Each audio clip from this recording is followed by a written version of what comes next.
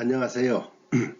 오늘은 1930년대 이후 그리고 해방 때까지 일본의 식민 통치에 대해서 알아보겠습니다. 그런데 20년대하고 30년대를 나눈 이유는 다음에 보시면 됩니다. 자, 요것만 알고 하자. 1930년대 식민 통치는 일단 일본이 만주사변, 중일전쟁, 태평양전쟁으로 전장이 확대가 됩니다. 그러다 보니까 한반도의 국민들을 전부 전쟁 도구로 사용을 하게 돼요. 그렇게 해서 일본인이다, 한국도 일본인이다 하는 아주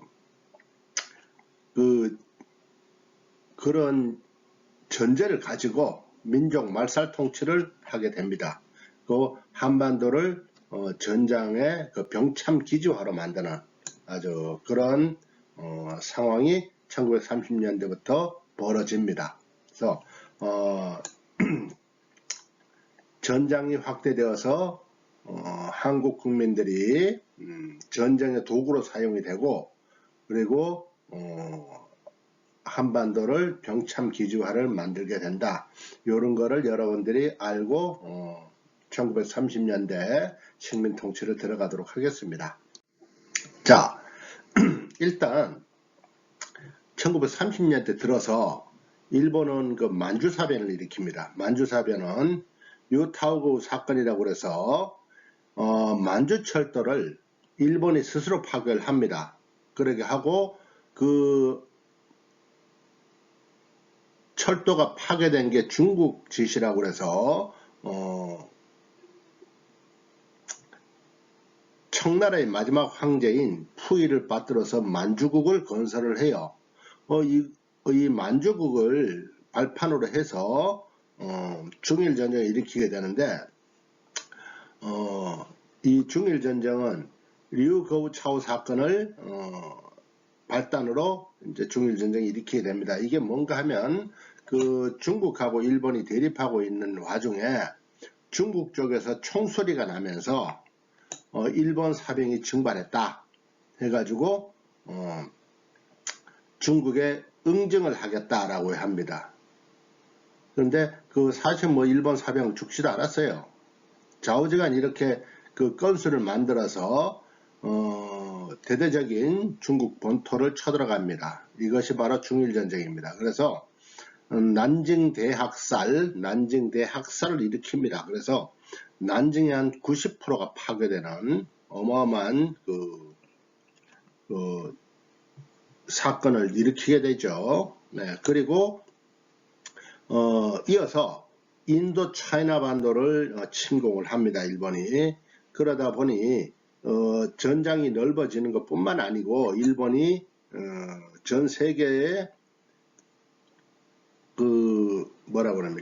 전 세계에 공포로 몰아넣는다. 그래서 부시가 옛날에 얘기했던 악의 축 같은 그런 거겠죠. 그렇게 해서 서구 열강이 일본의 물자 공급을 중지합니다. 물자 공급을 중지하니까 이 배후에 이 미국이 있다 해서 하와이의 진주만을 폭격을 합니다. 그것이 바로 태평양 전쟁이죠. 그래서 이러한 전쟁을 확대를 시키게 돼요. 확대를 시키니까 이 변화에 따라서 한반도에 대한 통치도 바뀌게 돼요. 바뀌게 되는데 국가 총동원법을 실시해서 전쟁에 필요한 것들은 전부 끌어가죠. 그리고 황국 신민화 정책을 씁니다. 이건 뭔가 하면 내선일제 신사참배 창시개명을 통해서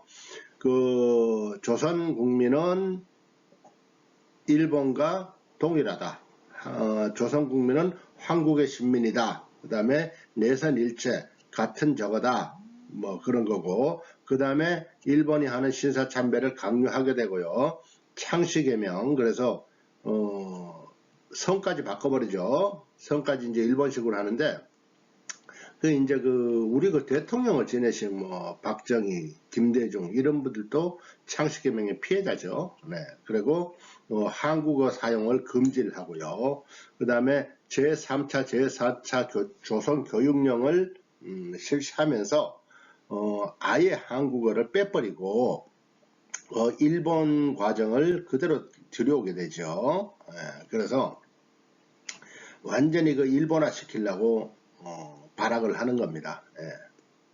그리고 조선사상범 보호관찰령, 그 다음에 조선사상범 예방구금령을 선포를 해서 항일운동을 근원적으로 차단하려고 그랬었어요.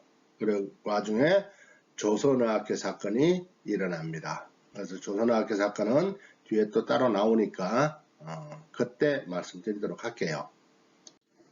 자, 그것만 그렇습니까? 또 한반도 전체를 이제 병참 기지화로 하게 되죠. 병참 기지로 그냥 사용을 합니다.